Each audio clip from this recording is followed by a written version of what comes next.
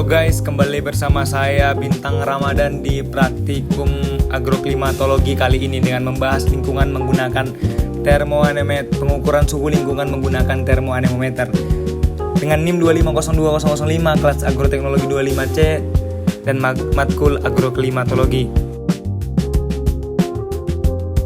Nah guys, termoanemometer adalah alat yang digunakan untuk mengukur kecepatan angin di suatu tempat. Hasil pengukuran biasanya dinyatakan dalam satuan meter per detik atau kilometer per jam. Tetapi anemometer yang ada pada gambar di samping adalah termoanemometer digital, umumnya dilengkapi dengan sensor suhu berupa NTC thermistor. Sensor ini bekerja berdasarkan perubahan resistansi listrik terhadap suhu. Ketika suhu udara di sekitar alat meningkat, hambatan listrik pada termistor akan menurun.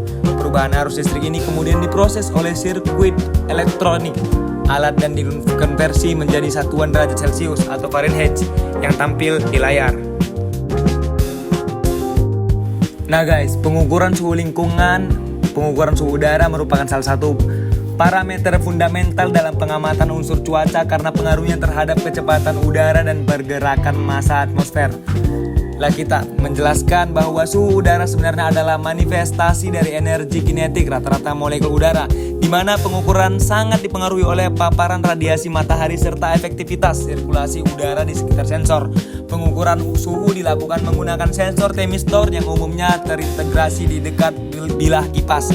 Penggunaan alat ini memungkinkan pengamatan suhu dan kecepatan angin secara simultan yang menurut Handoko sangat krusial untuk memahami dinamika energi dan pertukaran panas di lapisan udara permukaan bumi.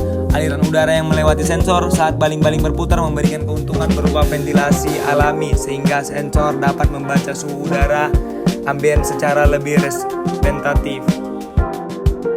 Nah, ini adalah cara menggunakan anemometer guys. Dan ini tujuan praktikum kita untuk mengetahui suhu lingkungan yang terjadi dalam periode pagi, siang, dan sore. Alat untuk melakukan pengukuran adalah ini handphone anemometer dan alat tulis guys.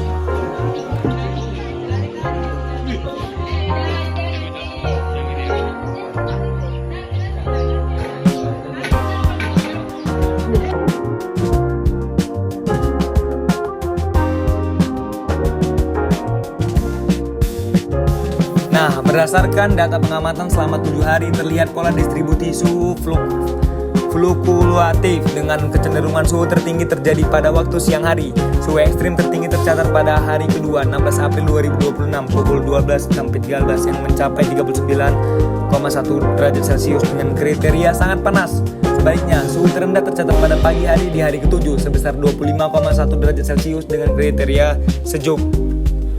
Pola kenaikan suhu dari pagi menuju siang hari ini merupakan fenomena radiasi matahari yang lazim. Menurut Sayono, suhu udara permukaan sangat ditentukan oleh intensitas radiasi matahari yang diterima bumi, di mana pada siang hari sudut datang matahari mendekati tegak lurus sehingga pemanasan permukaan menjadi maksimal.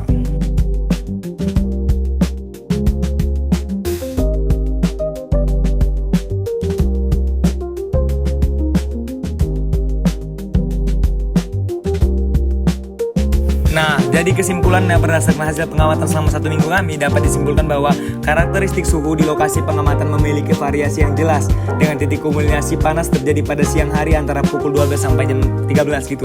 Rata-rata kondisi lingkungan berada pada kategori sedang atau hangat. Perubahan suhu harian ini dipengaruhi secara dominan oleh siklus radiasi matahari, di mana suhu terendah ditemukan pada pagi hari dan suhu mulai menurun kembali pada sore hari seiring dengan berkurangnya asupan energi cahaya.